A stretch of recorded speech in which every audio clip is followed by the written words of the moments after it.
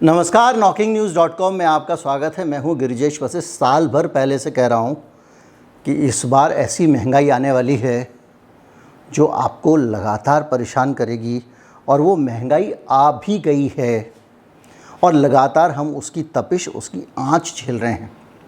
और इस पूरे माहौल के बीच में लगातार एक एक बात जो महंगाई को लेकर कही है वो सही साबित हो रही है। लेकिन अब जो तथ्य सामने आया है, जो परिस्थितियां सामने आई हैं, वो आगे के लिए और आगाह करने वाली हैं। नितिन परांजपे हैं हिंदुस्तान यूनिलीवर लिमिटेड के, और उन्होंने कुछ बहुत बड़े खुलासे किए हैं, कुछ बातें बताई हैं जो हम सबको अलर्ट करती हैं। आज उसी के बारे में बात करेंगे और ये भी बताएंगे कि इसके बावजूद सरकार महंगाई पर लगाम लगाने वाला कोई ठोस काम कर नहीं रही है, बातें करती है। जैसे कि गेहूं के निर्यात का मामला था, मैंने आपको बताया था। कहीं मत जाइए, आज हम इसी पे बात करते हैं। आज मैं आपको बताऊंगा कि किस तरह से चीज़ें हो रही हैं, किस तरह से महंगाई को काबू करने के लिए काम नहीं हो रहा है, किस तरह से महंगाई बेकाबू हो रही है, और उस बढ़ती महंगाई का जो इम्पैक्ट है वो अब सचमुच हमारी खोपड़ी पे बड़ा होके गिरने वाला है। और इस इम्पैक्ट पे कहाँ ब्रेक लगा हुआ था अभी तक, ये भी बताऊंगा। चैनल को सब्सक्राइब कर लीजिए। अगर आप मेरे चैनल को सपोर्ट करना चाहते हैं, यूपीआई आईडी डिस्क्रिप्शन में, उसके ज़रिए आप भुगतान कर सकते हैं। इसके अलावा आप एक क्यूआर कोड है उसको भी स्कैन कर सकते हैं, ताकि हमारी जो पत्रकारिता है, हम जो ऐसी पत्रकारिता कर रहे हैं, आपको ऐसी सूचनाएँ देते हैं जो बाकी मीडिया हाउसेस ऊंच नीच की परवाह करने के कारण नहीं बताते हैं। इसलिए आपका सपोर्ट ज़रूरी है। मैं अभी हाजिर हुआ।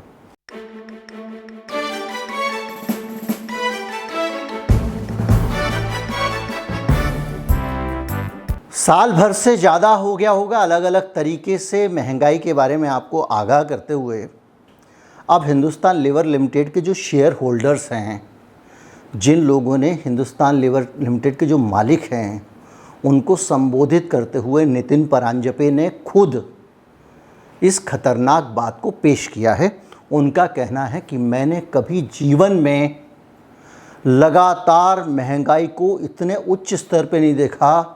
14 महीने से ज़्यादा हो गए हैं थोक महंगाई डबल डिजिट से ऊपर बनी हुई है लगातार।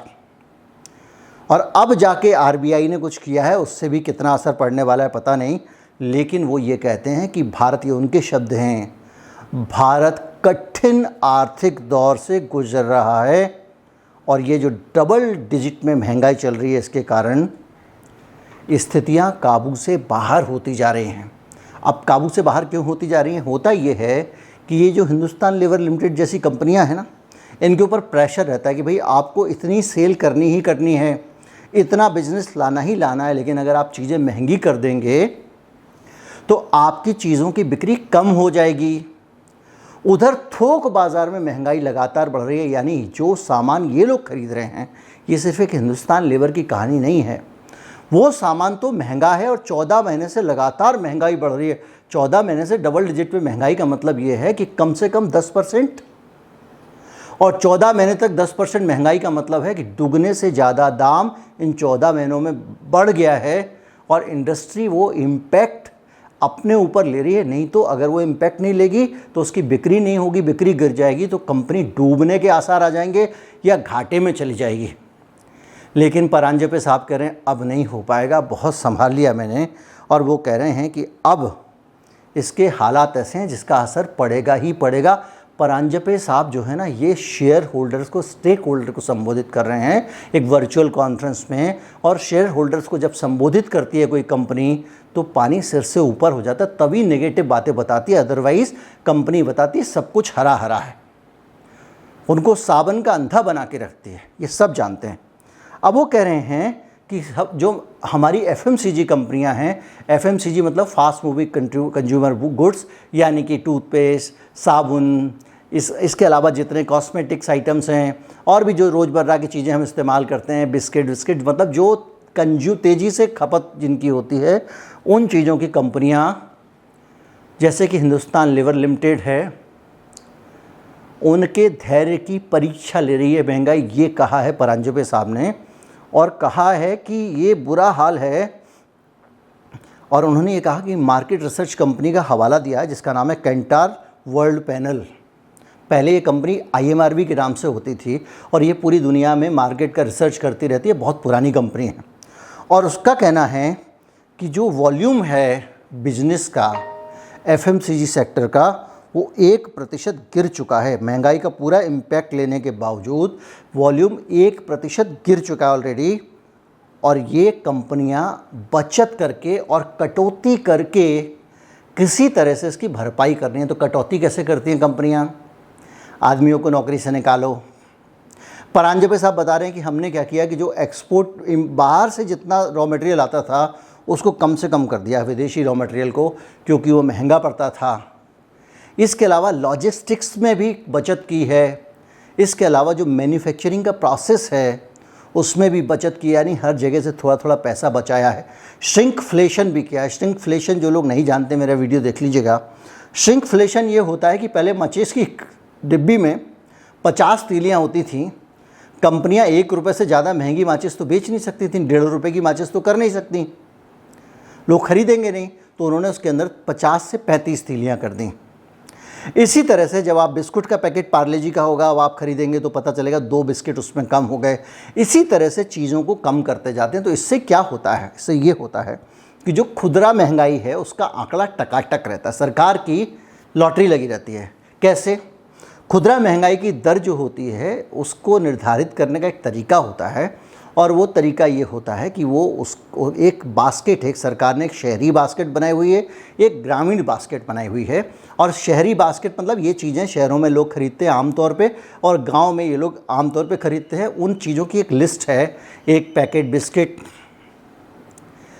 2 साबुन, ऐसे लिस्ट है। तो वो पूरी की पूरी जो बास्केट है वो जब महंगी हो जाती है तो जितने % महंगी हुई उसको उतना इन्फ्लेशन काउंट करते हैं। लेकिन उसमें अगर श्रिंकफ्लेशन हो गया, 100 ग्राम के साबुन को 90 ग्राम कर दिया गया, बिस्कुट एक कम कर दिया गया पैकेट में, तो वो उस इन्फ्लेशन में दिखाई नहीं देगा। तो मार्केट में जो महंगाई का आंकड़ा होगा, मुद्रास्फीति का जो आंकड़ा होगा, वो तो वही का वही रहेगा और इधर से महंगाई बढ़ जाएगी। यानी आपको कम माल मिलेगा लेकिन उतने ही पैसे में मिलेगा और सरकार कहेगी कि भाई इनकी ये 8 चीज़ें होती थी या 10 चीज़ें होती थी या 32 चीज़ें होती थी, ये चीज़ें इनकी बास्केट की उतने ही पैसे में तो आ रही हैं, 5% ही तो बढ़ा, 3% ही तो बढ़ा, यानी महंगाई नहीं बढ़ी है, सरकार खुश। लेकिन ये कंपनियां अब पैकेट में सामान कम करते करते भी इस स्थिति में पहुंच गई हैं। तो कैसे? मैं उम्मीद करता हूँ चीज़ें आप समझ रहे होंगे। मैं सिंप्लीफाई कर रहा हूँ चूँकि इकोनॉमी की चीज़ें हैं। और ये कह रहे हैं कि कंपनी ने 7% के आसपास 7% बजट किए, ऐसे कटा कुर्चा करके 7% पैसा बचा लिया। उससे किसी तरह से हमने महंगाई को काबू रखा और अब ये कह रहे हैं कि इससे स्थिति और बिगड़ती जा रही है। अब ये कौन कह रहा है? हिंदुस्तान लीवर का टॉप बॉस और शेयर होल्डर को कह रहा है। यानी अब अगला कदम क्या? अगला कदम ये है कि भाई साहब भले ही हमारी अब बिक्री कम हो जाए, अब हम और झेल नहीं सकते। 14 महीने से होलसेल का माल सारा महंगा हुआ पड़ा हुआ है, हमको महंगा मिल रहा है और जनता को हम सस्ता दे रहे हैं। ये एक हिंदुस्तान लीवर कह रही है और ये एक उदाहरण है जो सारी FMCG कंपनीज पे लागू होता है। और FMCG प्रोडक्ट ही सबसे ज़्यादा हम इस्तेमाल करते हैं रोज़मर्रा में। हम कोई कार तो रोज़ खरीदने जाते नहीं हैं, हमको तो वही झाड़ू खरीदना है, कभी डस्टर खरीदना है, रोज़मर्रा की चीज़ें जो भी हैं, सर्फ खरीदना, साबुन खरीदना, उस तरह की चीज़ें। ऐसे माहौल के बीच में एक किताब याद आती है, the India way, strategies for an uncertain world. ये किताब बताती है भारतीय तरीका किसी अनिश्चित दुनिया को डील करने का। और जो आजकल अनिश्चितता का, आर्थिक अनिश्चितता का वातावरण चल रहा है, उसमें ऐसी किताबों की अहमियत बहुत बढ़ जाती है। लेकिन ये किताब अंग्रेज़ी में पढ़ना अगर मुश्किल हो तो कुकू FM पे इसकी एक बुक समरी उपलब्ध है जिसमें आप कम समय में, सरल शब्दों में और वो भी ऑडियो फॉर्मेट में इस किताब का आनंद ले सकते हैं। और ये जो बुक समरी है ये कुकू FM पे उपलब्ध है। कुकू FM के अगर आप सदस्य बनना चाहते हैं तो हर घर कुकू FM स्कीम ख़त्म हो चुकी है 19 तारीख को। लेकिन फिर भी आप अगर हमारे दर्शक हैं तो अभी भी आपको 50% डिस्काउंट का लाभ मिल जाएगा। लिंक डिस्क्रिप्शन में है और कोड जो है वो है KN50 KN50 यानी नॉकिंग न्यूज़ का KN और 50 आप डालेंगे तो आप 50% डिस्काउंट के अभी भी हकदार हो सकते हैं। तो 399 रुपये वाला डिस्काउंट जो है वो आपको 199 रुपये में मिल जाएगा। और आप जानते ही हैं कि इस अमाउंट में आपको 1 साल के लिए कुकू FM की मेंबरशिप मिल जाती है। उस मेंबरशिप के बदले आप 4000 से ज़्यादा ऑडियो बुक्स और ऑडियो पब्लिकेशंस का आनंद ले सकते हैं। ऑडियो पब्लिकेशंस आसानी से चलते फिरते रोज़मर्रा के काम निपटाते हुए सुने जा सकते हैं और उनके ज़रिए नॉलेज ली जा सकती है। इस वीडियो के प्रायोजक भी कुकू FM ही हैं। अब मैं आपको बताता हूँ कि स्पीच में महंगाई का एक और उदाहरण देता हूँ कि हमारी सरकार क्या कर रही है। हमारी सरकार ये कह रही है कि 13 मई को गेहूं एक्सपोर्ट पे प्रतिबंध लगा दिया था। इसके काम करने का तरीका मैं आपको बता रहा हूँ। और 13 मई पे प्रतिबंध लगाने के बाद में गेहूं के एक्सपोर्ट पे रोक लगा दी, आटे पे रोक नहीं लगाई। अब नतीजा ये हुआ है कि लोग गेहूं को पीस के उसका आटा एक्सपोर्ट कर रहे हैं। सरकार को कुछ नहीं पता है। सरकार कह रही है, जो सचिव हैं वो कह रहे हैं कि नहीं साहब हम नज़र रख रहे हैं। वो ये नज़र रख रहे हैं, इनकी नज़र के सामने गेहूं आटे में पिस के एक्सपोर्ट हो रहा है। वाणिज्य मंत्रालय के आंकड़ों के मुताबिक सरकार का आंकड़ा है 2022 में अप्रैल में भारत में 314 करोड़ रुपए का 95,094 टन आटा एक्सपोर्ट किया। कितना? 95,094 टन।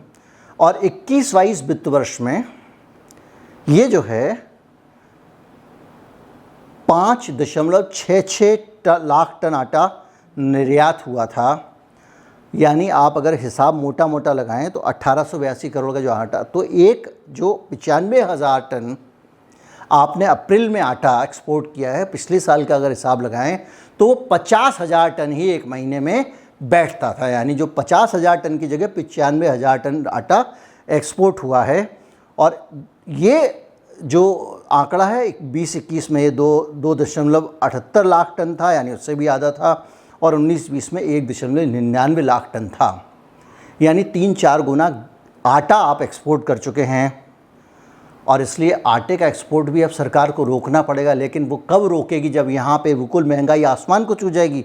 हालत ये है कि भारत सरकार गेहूं का एक्सपोर्ट बंद कर चुकी है, ऐसा उसका दावा। और मैंने आपको हर वीडियो में कहा कि एक्सपोर्ट बंद नहीं किया गया है। ये एक आई वॉश है, हमको भरमाया जा रहा है, अमेरिका को खुश किया जा रहा है। और अब आंकड़े बता रहे हैं कि जो गेहूं हम लोग एक्सपोर्ट करते हैं वो 30 लाख टन गेहूं हम भेज चुके हैं। अभी भी गेहूं जा रहा है। और प्रतिबंध के बाद आधे से ज़्यादा गेहूं बाहर गया है। अकेले बांग्लादेश को 15 लाख टन गेहूं हम भेज चुके हैं 30 लाख टन में से। इसके अलावा लाइन में खड़ा हुआ इंडोनेशिया, ओमान, UAE और यमन, इनको भी सरकार गेहूं भेजने वाली है। भैया इतनी महंगाई चल रही है, घर में नहीं है दाने अम्मा चली भुनाने। जब तुम्हारे पास खुद कमी है अनाज की, तुम एक्सपोर्ट क्यों कर रहे हो? और वो लगातार एक्सपोर्ट क्यों किए जा रहे हो? प्रतिबंध लगाने के बाद भी एक्सपोर्ट क्यों कर रहे हो? गेहूं पर प्रतिबंध लगा दिया और आटे के रूट से क्यों एक्सपोर्ट करवा रहे हो? जो PDS में गेहूं बढ़ता था उसको बंद करके चावल देना शुरू कर दिया। तो आपने किस लिए कर दिया? जब आपने एक्सपोर्ट बंद कर दिया था तो आपको गेहूं की ज़रूरत ही नहीं थी, देते लोगों को। लेकिन लोगों से गेहूं छीन लिया। और जो गेहूं की कनकी को पीस के चावल बनाते हैं, फोर्टिफाइड थोड़ी दवाएं मिला देते हैं उसमें, और वो चावल बांटना शुरू कर दिया। तो इससे पता चलता है कि खाती के दांत खाने की ओर, दिखाने की ओर। सरकार हमको कह रही है कि हमने एक्सपोर्ट पे रोक लगा दी है, हम गेहूं की महंगाई ना बढ़े इसके लिए प्रयास कर रहे हैं, लेकिन सरकार का एक्सपोर्ट चल रहा है। और जब ये स्थितियां रहेंगी तो हिंदुस्तान लीवर का जो प्रोडक्ट बनाती है उसमें कहीं ना कहीं आटा, स्टार्च, गेहूं इस्तेमाल होता है ना। तो थोक महंगाई कम कैसे होगी? और थोक महंगाई कम नहीं होगी तो रिटेल महंगाई कम कैसे होगी? अभी तक तो अगले बंदे मतलब इन कंपनियों ने ब्रेक लगा के रखा हुआ है। कब तक लगाए रखेंगे? यानी अब वो समय आ गया है जब महंगाई का बैकलॉग इकट्ठा होते होते बांध में इतना पानी भर गया है कि अब रोका नहीं जा सकता और ये बांध टूटेगा। और जब ये बांध टूटेगा तो महंगाई कितना मारेगी किसी को नहीं पता। ये RBI के इंटरेस्ट बढ़ाने से पता नहीं कितना कंट्रोल हो पाएगी, क्योंकि ये जो महंगाई है ना, ये एफएमसीजी की महंगाई है। आदमी रोटी खाना तो बंद नहीं कर देगा ना, टूथब्रश करना तो बंद नहीं कर देगा, साबुन का इस्तेमाल तो बंद नहीं कर देगा, कपड़े तो धोएगा। ठीक है, कार नहीं खरीदेगा, कार कंपनियां कुछ हैं, उनके तो नए नए मॉडल आ रहे हैं, समझ ही नहीं आ रहा है क्या हो रहा है। जो भी बहरहाल, ये एक स्थिति आपके सामने रखी है कि महंगाई का बुरा हाल होने वाला है। आपको कॉरपोरेट का भी हाल बता दिया, एक्सपोर्ट का भी हाल बता दिया, और हालत ये हो गई है, चलते चलते बता दूं, जो 32 रुपये जिस दिन ये प्रतिबंध लगा था, भारत में 32 रुपये किलो आटा था, आज 40 रुपये किलो से ऊपर पहुंच गया है, वही आटा उसी क्वालिटी का, कहीं कहीं 42 भी है। इससे अंदाज़ा लगा लीजिए कि देश में महंगाई का प्रबंधन कैसे किया जा रहा है। हेडलाइंस छपा होगा कि गेहूं के दाम थोड़े कम हो गए हैं, लेकिन जब मुझ तक पहुंच रहा है तो कहाँ कम है। एक्सपोर्ट हुए ही जा रहा है तो कहाँ कम है। सरकार को तो ये तक नहीं पता कि कितना एक्सपोर्ट हो गया, कितना रुक गया। जो कंपनियां एक्सपोर्ट करने के लिए परमिशन पहले से ले चुकी थी वो कितनी थी। फर्जी लेटर बना बना के माल भेजा जाता रहा इस देश में, ये सब हुआ है। उम्मीद करता हूँ कि ये सारी जानकारियाँ जो आंखें खोलने वाली मैं आपको देता हूँ, वो आपको अवगत कराती रहती होंगी कि देश का हाल क्या है। अपने मित्रों को भी अवगत कराते रहिए, वीडियो को शेयर कीजिए। नमस्कार, जय हिंद।